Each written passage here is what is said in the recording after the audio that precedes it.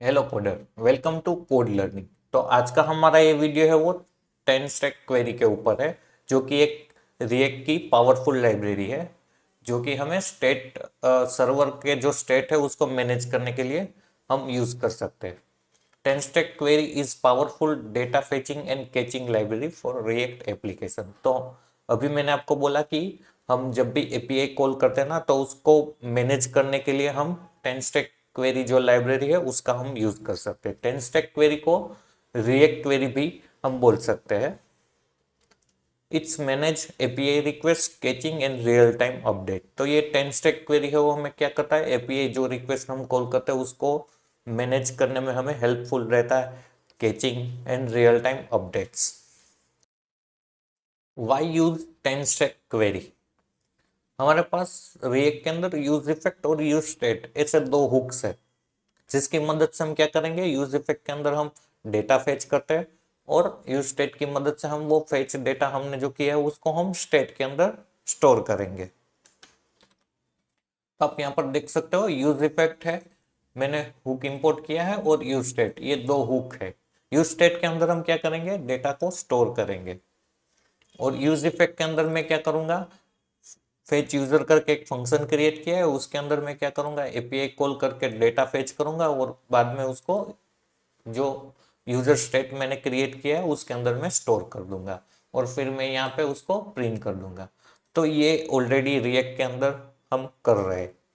तो फिर हमें 10 स्टैक क्वेरी को क्यों यूज करना चाहिए, उसकी मदद से हम क्या एडवांस करेंगे 10 स्टैक क्वेरी में, तो अब हम वो देखेंगे। तो 10 स्टैक क्वेरी है, उसके सम की फीचर्स है।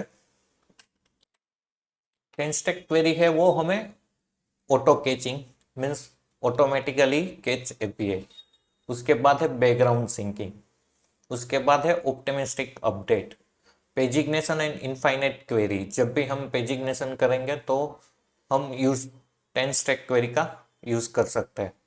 Error handling and retry mechanism. तो एरर हैंडलिंग और रिट्राई मैकेनिज्म 10 स्टैक क्वेरी है वो हमें ये सारे की फीचर्स है जो हमें प्रोवाइड करता है, ताकि हम उसका यूज करके हम एपीआई कॉल करके जो उसका स्टेट है उसको वेल मैनेज कर सकते हैं। तो अब हम देखेंगे उसको इंस्टॉल कैसे करते हैं और उसका यूज कैसे करेंगे। तो सबसे पहले हम रिएक्ट का एक प्रोजेक्ट क्रिएट कर लेंगे, और आप यहाँ पे देख सकते हो 10stack.com, जो कि 10stack क्वेरी की ऑफिशियल वेबसाइट है। वहां पे जाके आप कैसे इंस्टॉल करना है वो देख सकते हो। तो मैंने क्या किया, पहले इंस्टॉल करके रखा है, ओवरव्यू है, यहाँ से यहाँ जाओगे तो इंस्टॉलेशन। तो यहाँ से आप, अगर आप npm यूज कर रहे हो तो आप यहाँ से कॉपी कर लेंगे। अगर आप pnpm यूज कर रहे हो, yarn इंस्टॉल कर रहे हो, burn यूज कर रहे हो, तो आप इसमें से कोई भी ले सकते हो। मैंने npm यूज करता हूँ तो मैंने npm का यूज किया। तो मैंने यहाँ पे पैकेज इंस्टॉल ऑलरेडी करके रखा है। अब उसको हम कॉन्फ़िगर कर लेंगे। तो नेक्स्ट स्टेप हमारा क्या है, सबसे पहले हमें क्या करना पड़ेगा, एक हमें ऑब्जेक्ट क्रिएट करना पड़ेगा क्वेरी क्लाइंट का।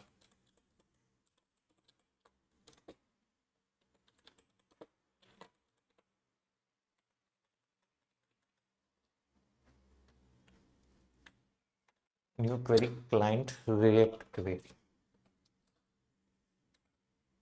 यहाँ पर मैंने,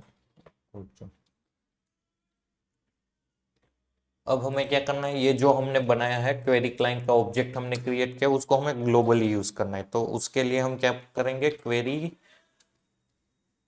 क्लाइंट प्रोवाइडर करके एक प्रोवाइडर है, उसको हम अपना जो ऐप कंपोनेंट है मेन उसके अंदर रैप कर देंगे।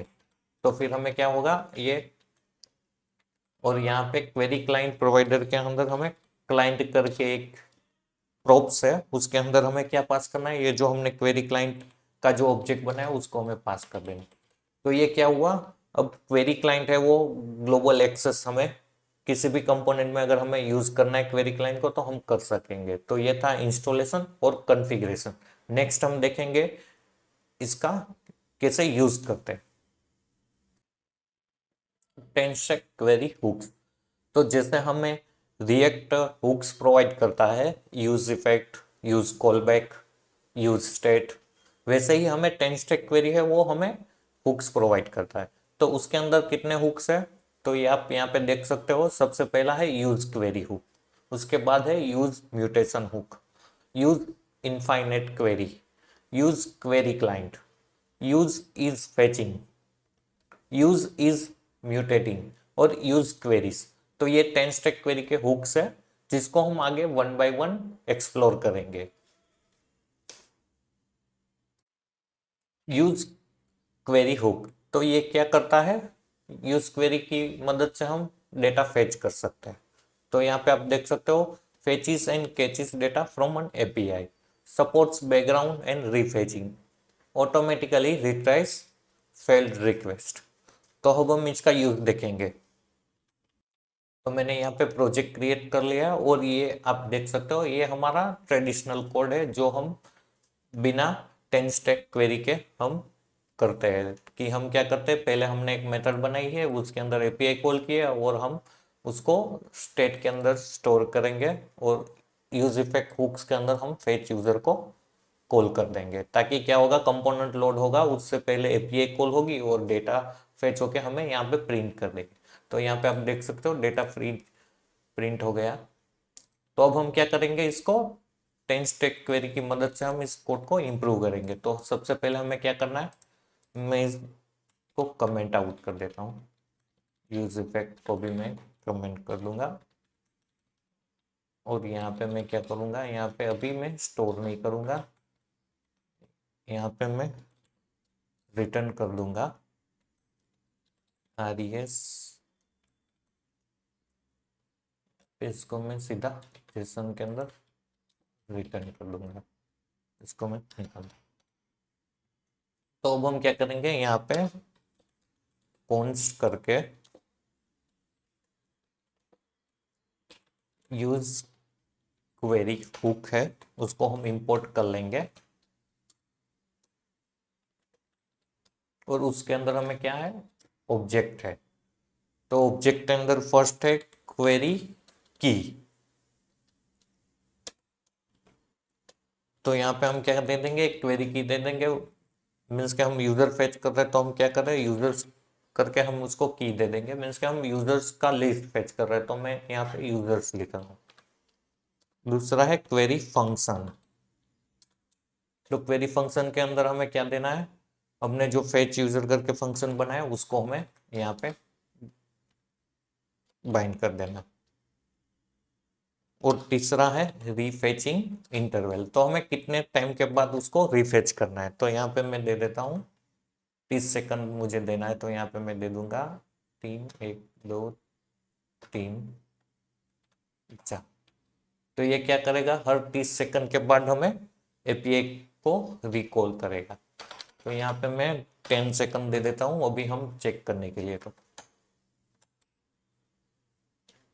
तो इसको मैंने स्टोर कर दिया, सेव कर लिया। और यहाँ पे हम क्या करेंगे, यूज क्वेरी के अंदर से हम डेटा फेच करेंगे और उस डेटा को मैं कहाँ पे, यूजर से वहां पे दे दूंगा।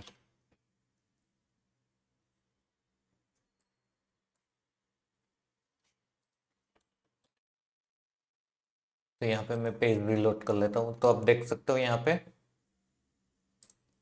यूजर से वो कॉल हो गया। अब हमने क्या किया है, रिफेच इंटरवल हमने दिया। तो हमने क्या किया, 10 सेकंड के बाद फिर एक एपीआई कॉल होना चाहिए। तो आप देख सकते हो यहाँ पे 10 सेकंड के बाद एक एपीआई कॉल हो गया। तो ये हो गया डेटा फेचिंग यूज क्वेरी की मदद से। तो अगर कोई एपीआई हमने कॉल की, अगर कोई एरर आई तो हमें वो कैसे मैनेज करनी है। तो यहाँ पे जैसे डेटा रिटर्न करता है ना, वैसे यूज क्वेरी हमें एक एरर भी रिटर्न करके देता है। और एक और हुक है इज पेंडिंग या फिर इज लोडिंग। तो इज लोडिंग का मतलब क्या है, कि हमारी एपीआई कॉल हो रही है। तो यहाँ पे मैं क्लियर करके आपको दिखाता हूँ। यहाँ पे मैं क्या करूँगा, if is loading then return, यहाँ पे पी टेक के अंदर मैं लिखूंगा लोडिंग डेटा।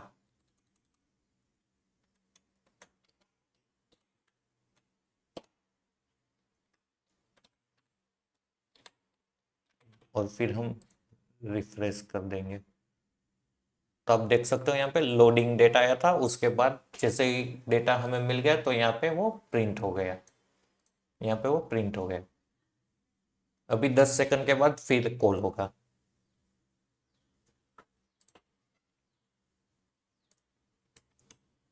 तो ये था इस लोडिंग का यूज। तो अब हम क्या करेंगे, इज एरर, अगर कोई एरर है तो हमें वो प्रिंट करवानी है। तो यहाँ पे मैं क्या करूंगा, इफ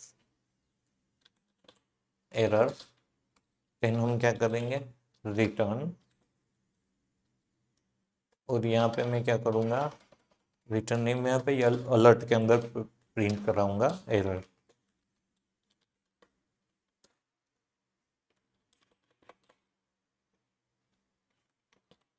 तो अब मैं क्या करूंगा, यहाँ पे जो एपीआई है उसको मुझे एरर देना, मुझे एरर चाहिए, तो मैं यहाँ पे एपीआई के अंदर कर दूंगा।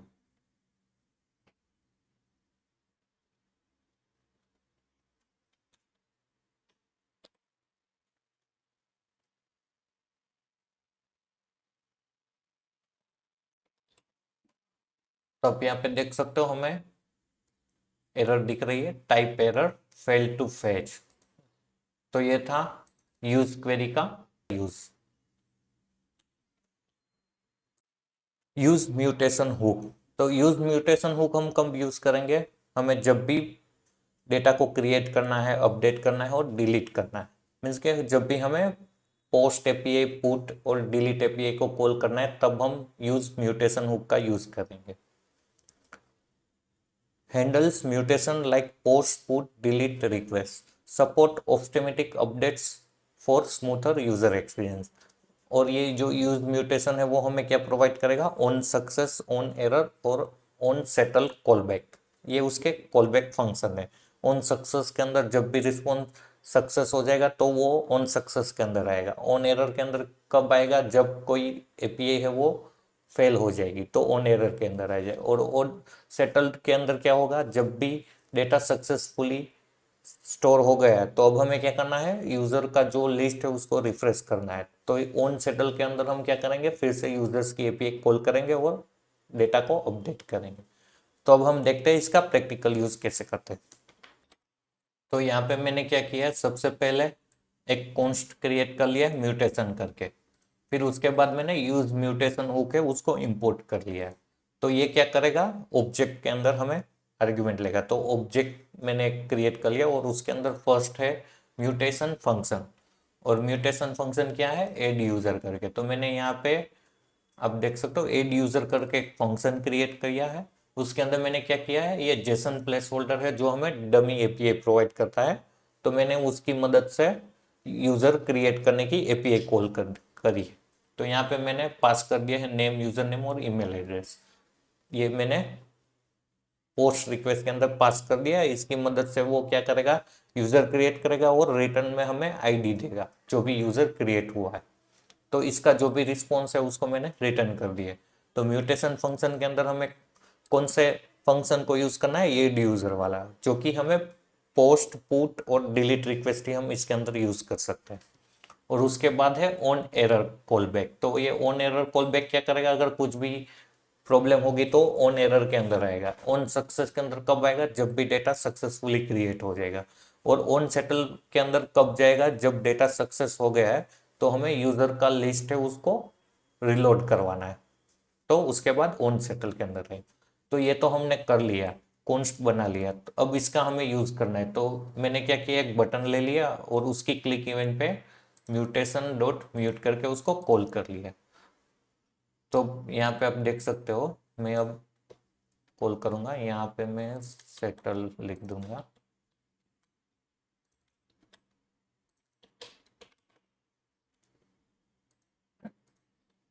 यहाँ पे जैसे मैं यूजर क्रिएट करूंगा तो आप देख सकते हो ऑन सेटल, ऑन सक्सेस के अंदर आया और फिर ऑन सेटल के अंदर गया। और यहाँ पे नेटवर्क रिक्वेस्ट के अंदर देख सकते हो आप, यूजर के अंदर मैंने जो पेलोड पास किया था और रिटर्न में उसने रिस्पॉन्स क्या दिया, आईडी दिया।